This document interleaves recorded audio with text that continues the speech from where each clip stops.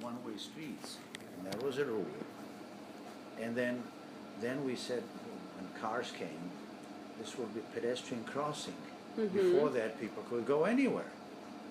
So it's just as the system develops, you have to adjust and give it some control.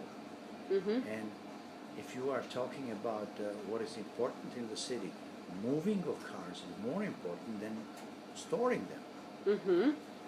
And so all policies in large cities are that we should discourage people from driving cars in center city, because Moscow spent billions and billions of rubles on the metro system, and the metro system makes the city livable. Without metro, you would have total chaos. I mean, Moscow would not exist. Absolutely. Would not exist. But you can imagine what it is like to enter the metro at rush hour in the morning at one of the last stations. This is something totally inhumane, this sort of experience. Which means you need more metros. Absolutely. Yeah. But how do you think, how long does it normally take the people to get used to it? From the experience in London, other cities, Bogota, how long would it take? There is no... Well, I was in London when I was a student, and if you park at 7 in the morning near Downing Street, near Center City, near Prime Minister's office, if you could do it, you can leave it the whole day, nothing. That, of course, became impossible because the city was choking completely. Now, Moscow started like that 50 years later, and if you come, well, it's St. Petersburg. If you are, what's the main street? Nevsky Prospect. Nevsky Prospect. If you catch a space, you can park for 2 days, nothing. Then you say, just a moment, you don't want Probka? Well, then first let's clean up the parking. And then let's see what we do with traffic. But certainly we don't want that parked car stops 300 cars which would go there every hour. So you have to tell people that as we introduced keeping to the right and one-way streets and pedestrian crossings and so on, we had to control also parking. And that parking should not choke the city and make it impossible to travel. And to give a special example, you would go before a parking charge, you would go to the city and go around and go around and go around and go around, try to park. Now, you have to pay, but it's possible. You'd rather pay and have regulated parking than not pay and have complete chaos and lose an hour every time you go to the city. So you should probably publish somewhat in newspapers. Compare how you traveled before, how you travel now, and how, first of all, you look at the driving, it's more decent now, and people who gave up on driving, they're now on the metro, and it reduces congestion for all modes of transportation in the city. So it's benefit. So the alternative is either free and chaotic, unreliable, and so on, or you pay and you get good service. But still, like right now, we have horrible traffic jams in Moscow because of the street renovations, which has been massively criticized by Maxim Katz and City Projects. I wonder if you share their vision, because of course, yeah, you introduce this and then you create this nonsense with such an extent of such an amount of reparation works all over the city, paralyzing it. And the question I wanted to ask you is, how would you describe the results of cooperation with City Projects and with the Moscow Mayor's Office, from your experience? Some of my colleagues, like Blinken and Liksutov, that's Max Katz makes problems. Max Katz is fighting for the public good. Max Katz came when I met him first, 4 years ago, Tverskaya had parking everywhere. And then the city came and designated where the parking should be. And Городские проекты made a study. Said here in these 2 blocks, there are 57 cars parked. And they're inconvenience for 2,150 pedestrians. So how do you allow terror of 50 over 2,000? You have to look at the system. And then the city that is congested is not attractive to come to have a conference, to be a tourist or anything. And that's my concept of livable city. Because you can make everything cheap, but it's awful. And this chaotic parking, I don't know, did you hear my talk today? Yeah, I did. In Vienna, at one time, We've seen the picture near the Opera Mozart House. monument you could not see. Yeah. Everything is Salzburg, Mozartplatz parking lot. In Naples, they used to have nice monument parking lot. And then came a mayor and said, no more parking here. You either have to pay and so on. And I talked to people. One said, me and my parents, we own 3 cars. And we're just parking them on the street all the time for nothing. But it was not human city. The mayor came, they keep one place for which they pay every day, and the other 2 cars they sold. And then you improve public transport to say, well, you cannot complain now. Public transport is now better. So don't tell me you cannot travel with metro or so you have to work and explain the whole policy, see, and there's no doubt that if they would see the whole system, that even 10-year-old will understand. So. And your experience of cooperating, on the one hand, I would really love, if that is possible, to get some insight from you on how do experts perceive the experience of working with Russian cities and Russian city governments. Maybe it should be the example of Moscow, or just the general opinion, because the cities that are struggling to develop themselves, like Kazan, and I was very happy, and I was sitting next to the mayor at during your lecture, and the guys were sharing with him that you were praising Kazan and you were saying that this is very good, and he felt really proud. So everyone is very happy. But how would you describe this experience of working with the Russian city government for you personally and for your colleagues from abroad? Because there should be some limitations and cultural differences and all those things. What is this experience like? I think it varies greatly. It depends on personalities also. And my impression, now it's 2 days only, but my impression is that the mayor of Kazan and president of Tatarstan, they both understand the thing. You know, they're very good. Yes, you notice that immediately. In Moscow, there's some pluses, some minuses. And I know Husnulin quite well. And who comes from Tatarstan, we know that. Yeah. He was the Minister of Construction of Tatarstan before being appointed the first vice mayor of Moscow. Right.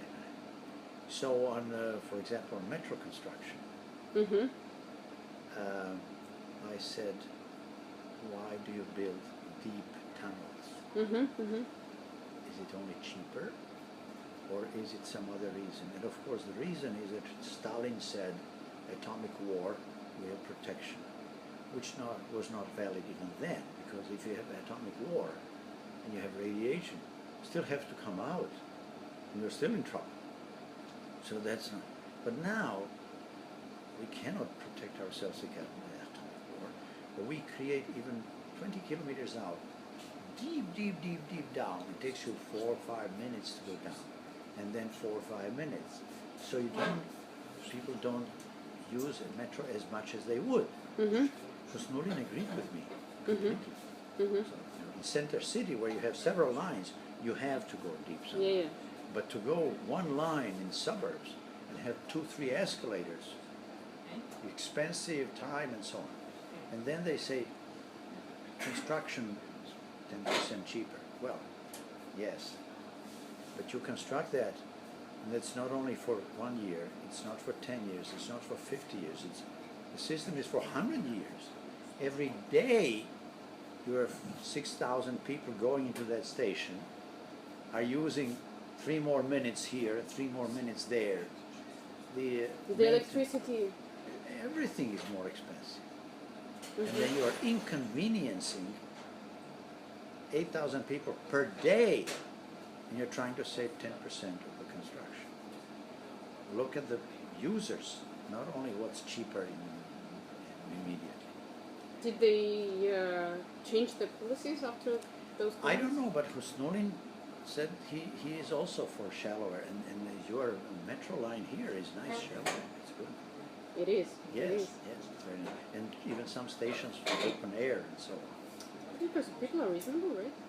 The guys you mentioned today, they are. Now, as I said, they tend to be bothered by Garudsky Project. I'm not ashamed I work with them because their ideas and my ideas agree. And this thing, that they are, I understand Lushkov said Svetofor is bad, so we should make it so that people don't go across, but they go, in order not to go Beryuzova like this, they have to go up and make a U-turn and come back, or like that. And then you put bus and trolley bus, making 4 kilometers extra. And I told them, look, I think Mayor Sobyanin and Liksutov said, we accept that общественный transport should be favored, not the car. This is not only not help, this is directly against общественный transport, directly discouraging people, pushing them to drive cars. They say, well, you get coverage. Well, you don't get coverage for people going from here to here to spend half hour more to this. That's, I've never seen something like this. This is ridiculous. It's incorrect. It increases passenger kilometers and time and inconvenience and pushes people from transit to. So I find some people in Moscow very well. I think the parking charges, I hope I contributed, because they say, what do we do? Well, first control parking, and then let's talk about traffic and transit. But parking, chaotic parking, is not possible. And the city accepted some. And I was on Sobyanin's committee 2 years, a year and a half ago, when about 10, 12 of us came from different cities. So, some things are good, but project like Leningradsky, the Prospect, they were only building lanes, they go over or under. So they're creating a motorway in the middle of a prospect where people live and people cross and so on. They're speeding up cars. Robert Moses style. Yeah, yeah.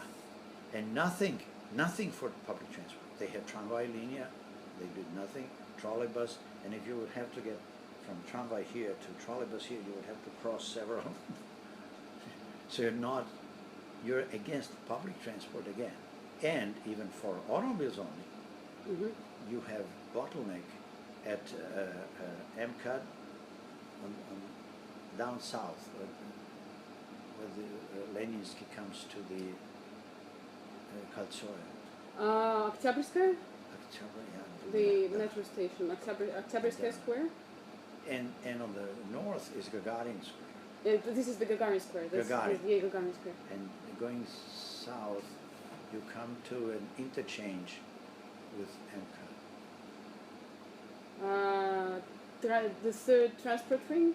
I think so. Yeah. Blinken took me there. We were stuck and 40 minutes waiting. So if you have problem here and problem here, speeding up here would just increase the congestion, the congestion here and here, yeah. would not solve the problem. Right. So that's why we criticize that here. And So I- you work simultaneously with both parties? Well, I only talked to Talk to- Snowlin, or once I spent a day with his team. Mhm. So yes, I met both of them at meetings, mayor's office or Mixuto and so on. Now we have problems with trolley buses. They want to, Take it down from the guardian ring. yes, which means they want to destroy the whole system probably. But their reasons are not very good. That they don't have a good factory of trolley buses. Well, Seriously, this is the reason they are. that's The what official reason. Blinken told me that. Oh, so this is like the underlying reason for it, right? But it's an excuse. It's It's an excuse. It's Okay. not a valid reason. Yeah, at all. it doesn't sound like. Because if you don't have good bus factory, you'll not close bus lines. Absolutely. You know, you don't solve the problem that way. And I told him, go to Belgrade in Serbia and see in Belarus trolley buses, excellent, gliding through the city, really nice. So Belarus makes them. Yeah, and they don't have a problem with And it. then they claim that that the wires are so old and old-fashioned and inefficient, and people from Moscow, France, they who are running trolleybus, many of them said this is very good. Our system is very good. What is the real reason? Do you have a clue? I don't know. It is a bus lobby pushing the buses. Okay. Or is it, I don't know what it is, but it's maybe simpler. You know, you very often come that they proclaimed tramway old-fashioned in America 50 years ago. Tramway is the problem, we should abandon. And then we should put buses in mixed traffic. And we lost half of the passengers because buses were slower, congested, no image, and so on. So you always fall on the bus, which is cheaper. Quickly you buy the bus and so on, but it lasts less. It lasts 10 years instead of 15, or tramway lasts 30, 40 years. You know, so it's more expensive, but lasts 2-3 times more. Bus is convenient, but it's the least effective public transport. The image of buses in the cities where you have only buses, people don't use as much public transport as they do when you have, you know, go to German cities with light rail, and go to British cities even with only buses, crowds of buses and stuck and so on, so that they're not comparable. German cities are so much. Russia, well, Russia is in crisis. Everything is getting more and more expensive. It's harder for people to afford a private car and keeping it. But what, молодой человек, а вы не могли бы, молодой человек, будьте любезны, вы не могли бы, можно вас попросить, у нас тут просто интервью, если можно, не шумите. Да, спасибо большое. People cannot any longer afford having a private car and keeping it. But what should the city officials do rather than just introducing free Wi-Fi into public transportation so that people would use public transport not because they don't have another option but because they like to?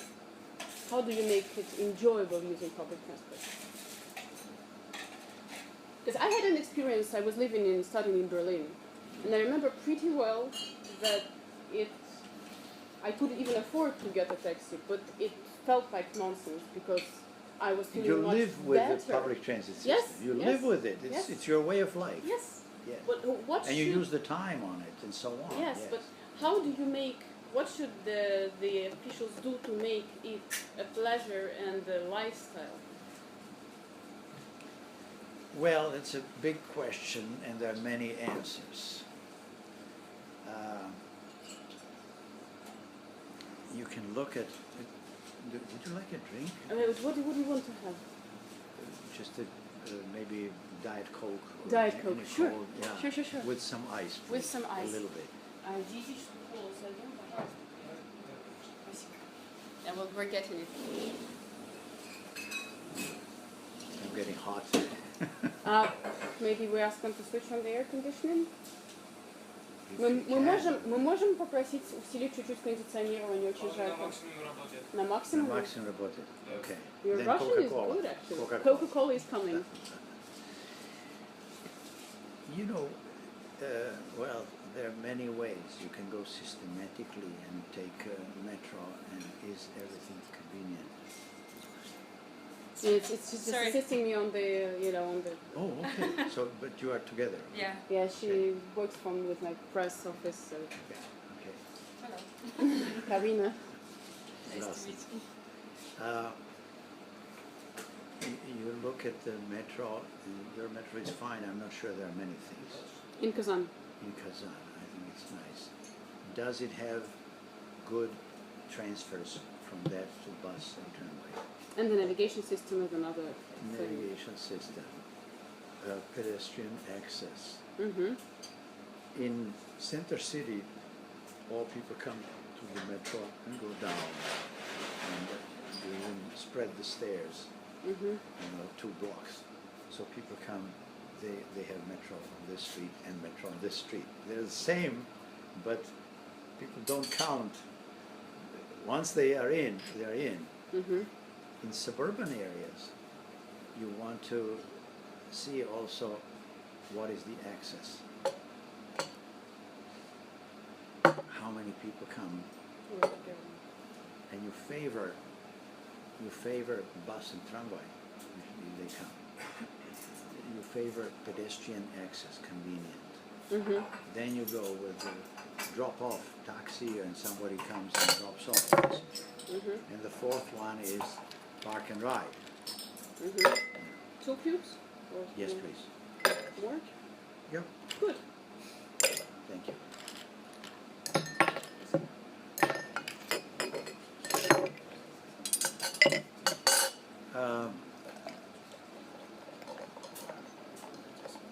But you look also, when you are in a station, you're coming somewhere in suburbs.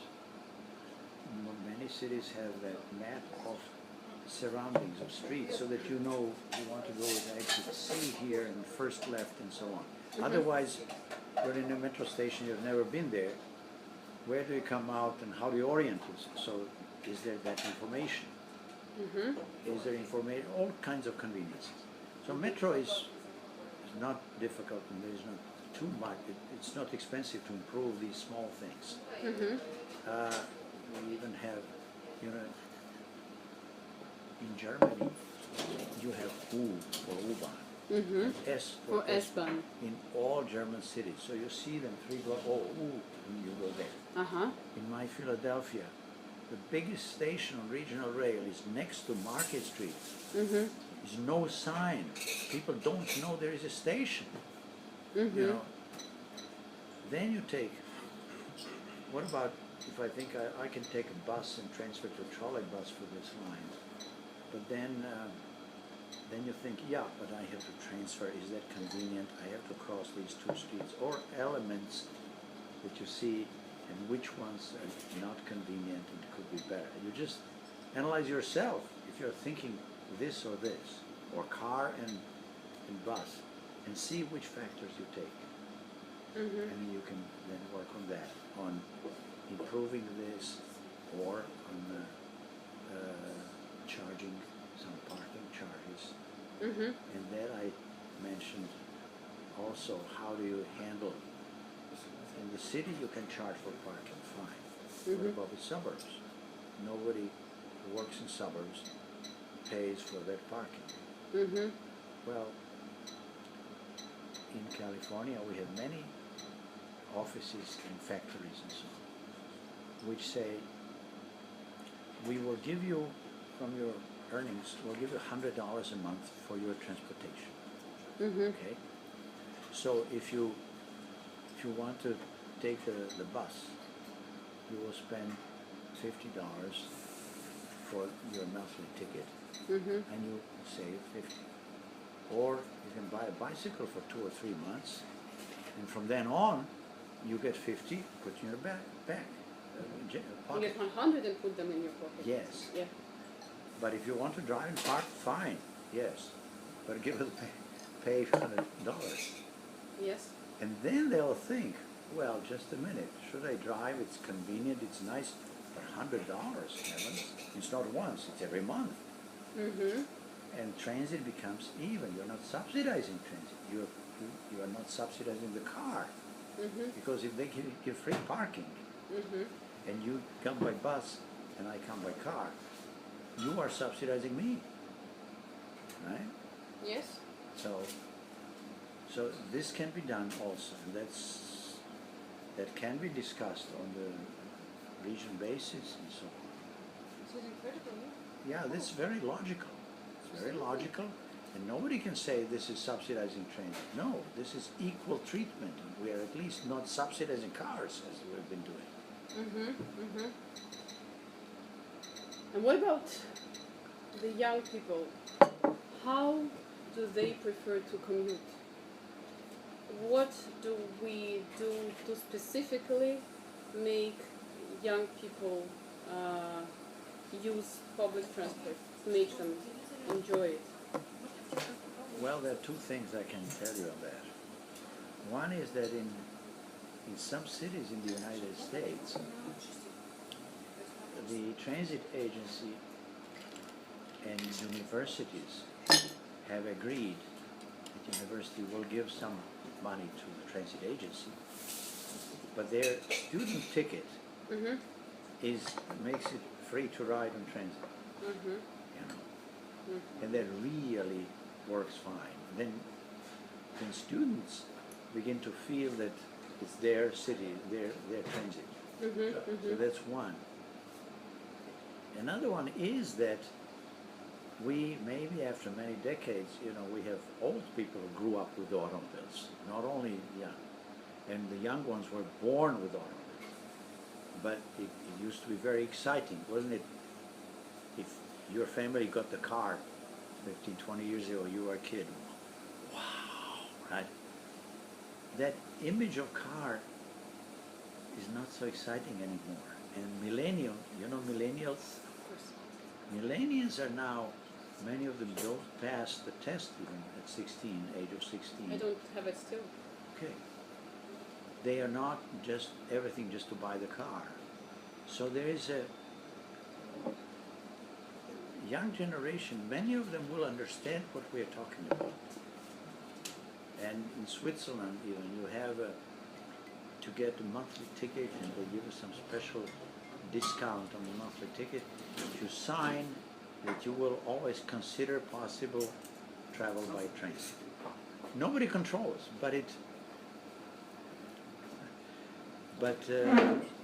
reminds you always, and Mm-hmm. and then you feel that you are contributing socially. Mm-hmm. And young ones like that. They are concerned with the society. What is I'll try not to keep you too long, what is the future of public transport? For instance, when are the electrobuses coming? When are they? Electronical buses coming for public transportation? There is a lot of work on electric buses, but that has been for 40 years. It's still considerably more expensive and more complicated and heavier, because it has to carry these Batteries. engine batteries, especially if it's only batteries, but it still has electric motor. It's much more complicated. Yes, I would say keep an eye on that, and we're still waiting. Some cities have bought these hybrids. Mm-hmm. I think Philadelphia, maybe they have 5 or 10, but New York has about 100, 150. Mm-hmm. They're still testing that, but many attempts were not quite successful. They could not perform steep climb and so on in some cases.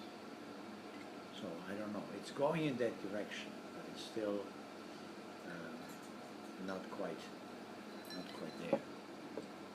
And then maybe the last one.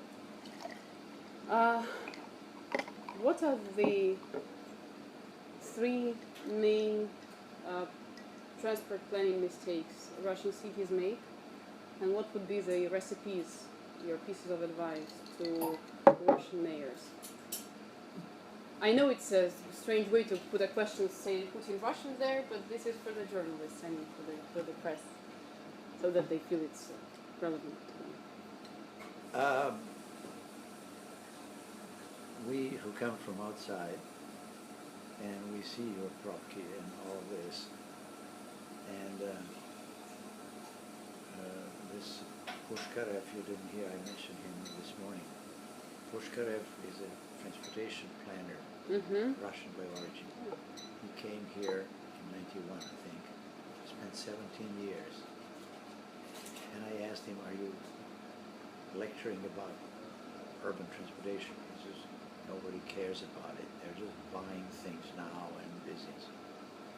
Then, when they began to buy cars, and within 5 or 10 years, Probka, the whole city is in Probka. And we analyzed some of the reactions, like in some cases also putting metro construction based on 1 million people in the city. That is too rigid. And it really should be studied what type of system is better. And I think Kazan did well, but Omsk did one line, 8 kilometers, half has been built, 24 billion rubles I think, and they need another 24 billion rubles. During that time, tramway, trolleybus, autobus, falling apart. Awful. And it was logical. You said you have about 7 tramway lines. If you would renovate, make them run much faster, more efficiently, separated from traffic, excellent. You can make 38 kilometers of lines for 15% of this cost that they need just to finish a very short metro line. And they quoted me. I gave a press conference there and so on, and Galoski reacted, produced one picture, and I'm saying, I cannot say in Russian now, but it is never too late to stop going in the wrong direction. Because, you know, they told us, oh, Professor, you're absolutely right, but it's too late. Well, what do you mean too late? It takes when you see that it's making $1 billion mistakes and the company went bankrupt in constructing and all this. What do you mean it's too late? So if you're doing something wrong, it's never late to stop and reevaluate. So I don't know where Omsk is now. They called me once by phone to ask me some questions. Yeah. I'm really sorry for interrupting you. Can I take your jacket because I invited a photographer?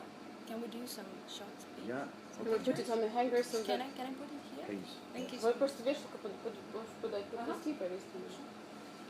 Can I take these two? Or Yes. just put it on the chair? Sorry. Just to make So nice pictures. To answer your question, you know, in Moscow I found many people whom I call one of my closest colleagues, experts is Blake. Yeah, Mikhail. Yeah. And even with Kusnun, I agreed on some things, I disagreed on some others. I was arguing that Moscow needs some branches outside. Because if you have only one line, number of passengers go down, and you don't use it. It's empty outside and fills up here. If you had 2 branches, and in suburbs, if it goes from center city, they go like this. Here you have 6 kilometers, no metro. And just by another branch, you could do that. But many metro people have the philosophy that metro should only have totally separated lines, and I disagree. Because there are many systems which are very complicated. New York is unbelievable what they're running, but people love it because it's direct connections in many, and you adjust it, and you can make make changes. Mm-hmm. In New York, they had some lines from Queens going into Manhattan and so on.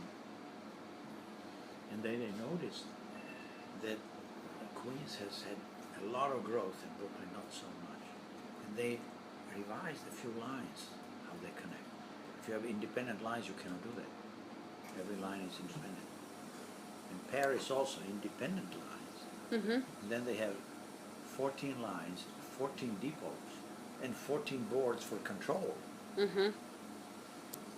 Doesn't make too much More, sense. yeah. So it's, with Leksutov, I agree with some things, but he hopes for electric bus, and I think that's... You don't believe in it so far? It's not there yet. Okay. It's not there yet. What about... And I talked to some of the people in Moscow Grad, mm-hmm. and those are people who are operating there. And I asked them, well, doesn't it cost you now? Oh yes, they said, it's cost on this line. It costs us 40% more because we need more buses going empty routes, But I can say it, they cannot say it from there. That's true. Inside. That's true. Do you believe in bicycle system in our climate zone? I have a colleague and friend, the mayor of Almatyevsk, which is the fourth largest city of this republic. And as you have already noticed, the managers here are reasonable, the state managers. And he now has the ambition of... This is a city of 150,000 people. Yeah. And he is right now working on a system of bicycle lanes that would... and his ambition is in 2 years to have 15% of the population of this city traveled by bicycle solely. Do you believe this is possible in our climate zone? Well, you would consider that. You would consider, first of all, is the city very hilly or is it fairly flat? Mm-hmm. Flat is better. Of course, yeah.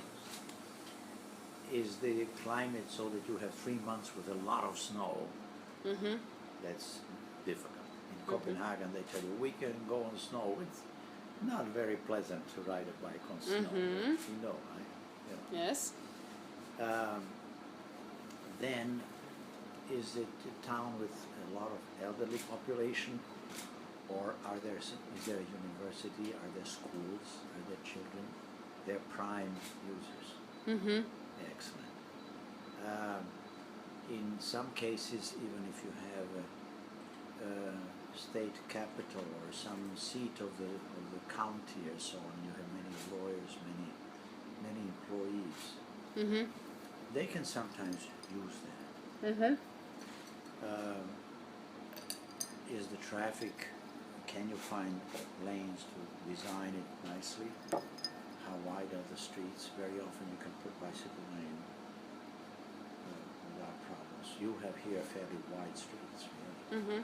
Here you have even for Polasad Public transport, yeah? Yeah, buses, or it could be rail. Mm-hmm. Separate. The streets are wide. So for your city Manager, for bicycles, yeah. what's the? Is it industry? Is it offices? It's oil refining. Administration? It's oil refining. The basis of the economics is oil. And this is I'm right now watching a very interesting moment when the head of this oil company, which is one of the greatest inputs into Tatarstan's economy, and the mayor of the city, and the headquarters of this oil company is the city. So basically you understand that they're both having a lot of influence on how it functions. So the mayor says he's a young, very ambitious and forward-looking man. He says we can make it. The president of the oil company says, well, I don't really think it's possible, but let's let you try. And I'm really curious how you would evaluate the chances of this being a success. as I told you, Yeah. check how many snow days and bad rain and cold and so on. 3 months. Is it flat country? Probably yes. Yeah. Are there many elderly people or are there some young people? There are quite a lot of young people. That's a good one. Good. Yeah, especially, you know, if you have safe bicycling, then children from 10 or 12, not only students at university, but really kids can go. We in America nearly eliminated pedestrians. Many of our suburbs have no trottoir, nothing. And then parents say it's unsafe for my children to go, so I have to drive. But this terrible traffic, well, you are making that traffic. We have even schools which prohibited children to walk to the school. They forced parents. Unbelievable. And you know, we tell them, look, to look at the whole system.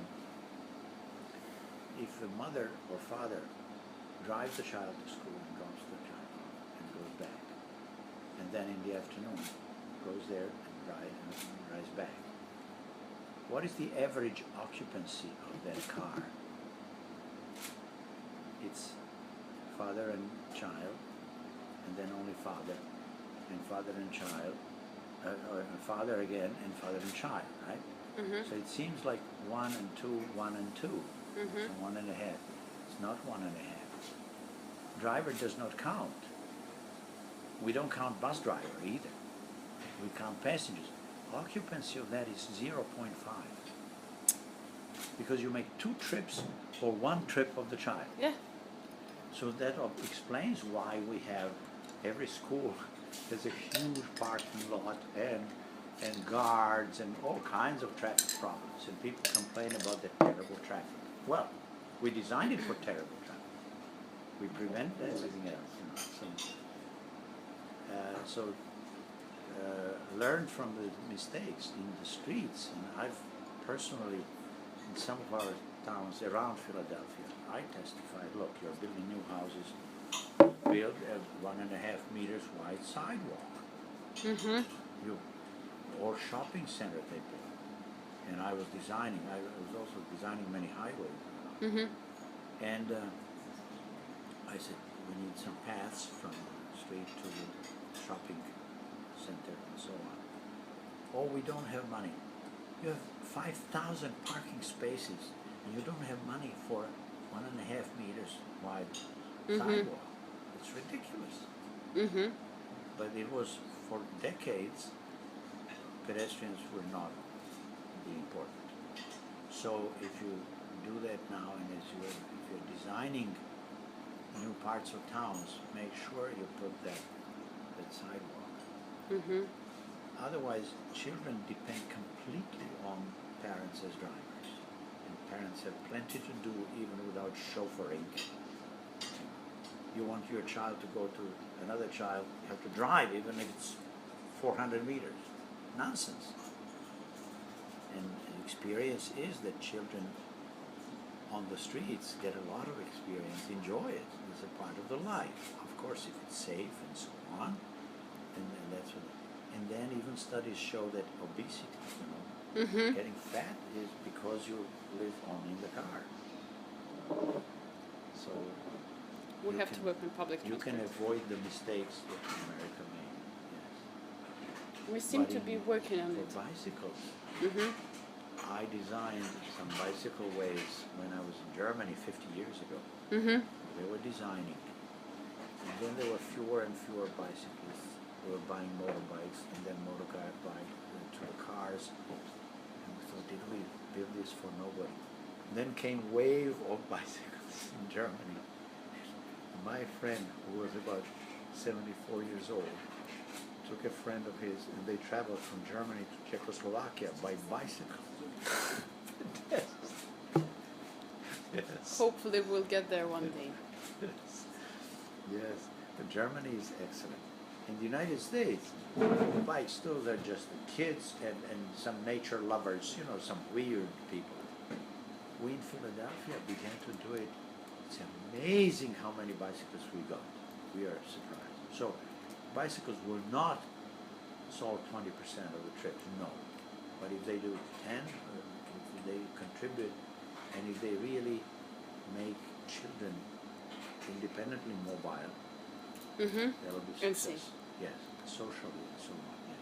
Let's wish them good luck, and thank you so very much for your time and for coming here. It's a great honor for the city of Kazan to have you, and I hope you liked it. Yes. Yes, I like it very much. I hope to one day really find out you telling people abroad about the most modern transport systems, not just Oslo and what was that the other one you normally mention. Singapore, Vancouver, Portland, Oregon in America, and so on. But many in Western Europe. Yeah. I hope you don't forget to quote the name of Kazan.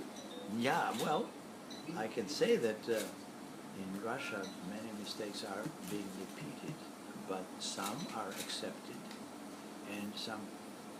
Here in Kazan, it's not only that you accept it, but you really are analyzing how to charge parking, how to limit parking, how to influence this and that. The complex system and all kinds of different modes. Your people have the big picture. And what I understand, even the mayor and the president understand the picture. I didn't have time this afternoon, but I have made a model of the flow of decision and planning and so on. And I put on the top for these cities that are progressive, that say we don't want Propke, and say that's fine. We want an intelligent city. And I put the first box, it says understanding relationships.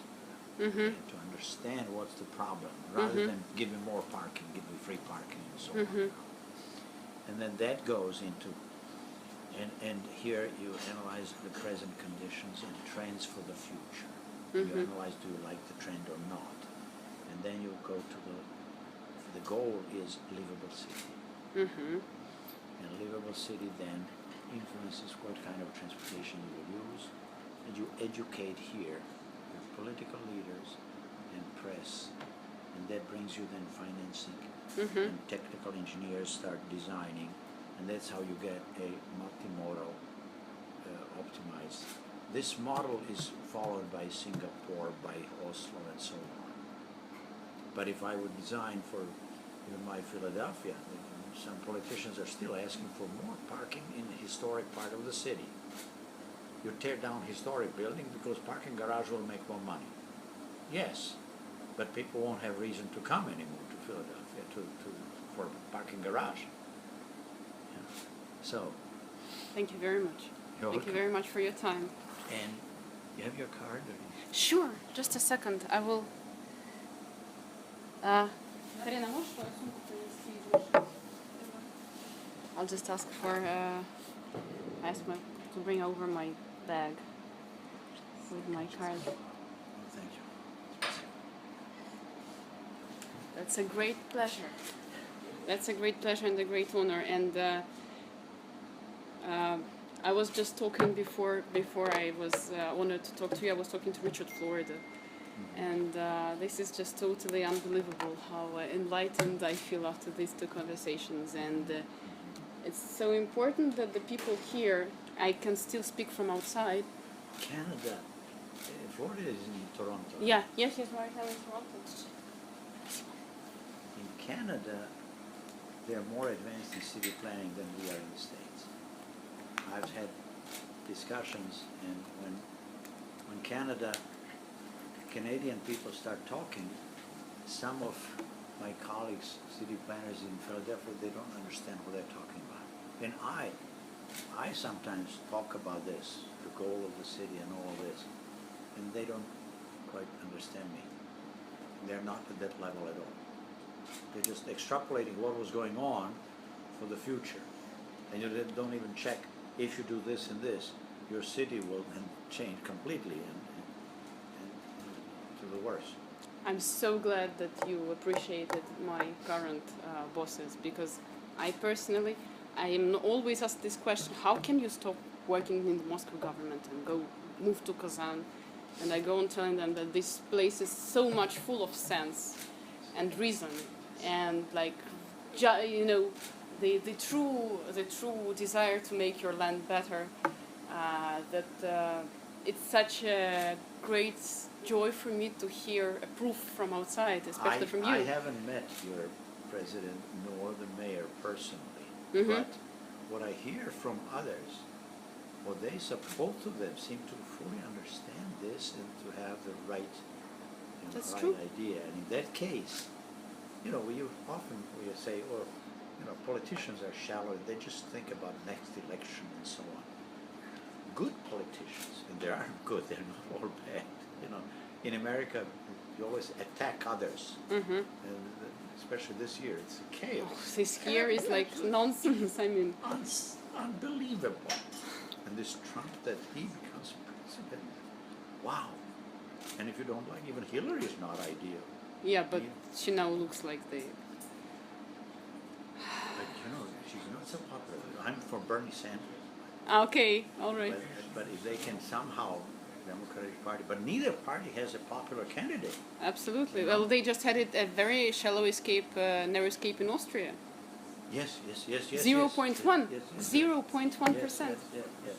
How can that be the case? Yes. I mean, this is like totally. So the politicians, I've met politicians who don't understand and couldn't care less. But I've met politicians who ask me, look, what you're saying, I would like a bill on this. What do you think? How to help him to make the bill? So that's, Mm-hmm. you have to be a politician to know how to, or Sure. even a lawyer and so on. But they need our input, our professional input, and then their lawyer can formulate. And whatever I hear about your president and mayor is that they understand, and the professionals have to take professional advice, Mm-hmm. and that's perfect. Then you're professional. You have leader who is really leader, not only cheap politician. That's what Ken Livingstone was speaking about today. Yes. That was another amazing thing. And I was I had the Kazan city manager on the right and the mayor on the left. And then the Kazan city manager looks at the mayor and says, "Isn't he truly amazing?" This morning, Yes? he had a lot more time, and I had a lot more time, so we had much longer speeches Yeah. to this made in Kazan. But he was talking about Margaret Thatcher. Like 11, 12 times he mentioned her. I was like, come on! I think the same. She was a disaster. She really was a disaster. She came and she says free market is the only thing. Whoever works for government is incompetent. That's why he works in the government. Government is bad. Private businesses, it's as extreme as Lenin and Marx were saying that, Yeah. capitalists are all sucking our blood and so on. Simplify and take the extreme.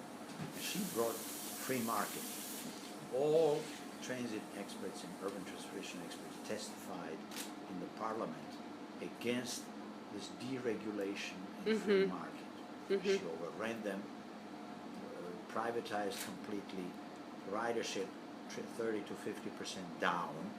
She used money for more highways in Great Britain, She's trying to take ultra American solution, Detroit solutions, to apply to London. I mean, even child would understand that doesn't make any sense. So I also wrote a paper in Britain criticizing that deregulation. And they found another professor who was for deregulation. So they gave our two articles. His article doesn't have a word passenger. They're only talking about the cheapest solution. They don't even think for whom it is made. Mm-hmm. Their economists only see minimum short-term costs. They don't see the social impact, the future, the passenger user, the public interest, and so on. They don't. We have also right-wing. Since Reagan, the whole Republican Party is just proving that they're conservatives, real conservative. Otherwise, you're not American. God, I escaped from communism in Yugoslavia. Now I'm a leftist in America. You know, these are fanatics. You cannot talk to them. Government is That bad. happens. Government is bad. We Yeah. don't speak of our government. It's not. Yeah, let's It's not touch that. Let's either. not touch that either. Yeah. But we all waited, well, if just that communism would disappear, and then we would have it fine. Look, communism disappeared. It's the worst chaos in the world then. Yes, we are living in a strange period. Of, like, really. We, the United States, I was very pro-American when what America is doing now is Iraq started. Bush was horrible. We go to the country to change the government, and then a worse government comes. We destroyed Libya now. Yes. Destroyed also Iraq. Iraq Yes. is worse than what Than it was Saddam before? Hussein. Yeah. Yeah. Yeah. Saddam was bloody, but then he held it. Yes. Now nobody can hold it. Yes. Libya, Gaddafi was also crazy for a long time, but then he became pretty responsible. And now there is no Libya. Okay. Thank you so very much. Yeah. Thank you so very much for your time. We can try to solve transportation. Let's not try the politics. Thank you. Thank Okay, you so very much. It's Natalia. been such a great pleasure. You want my card? Yes, please, if possible.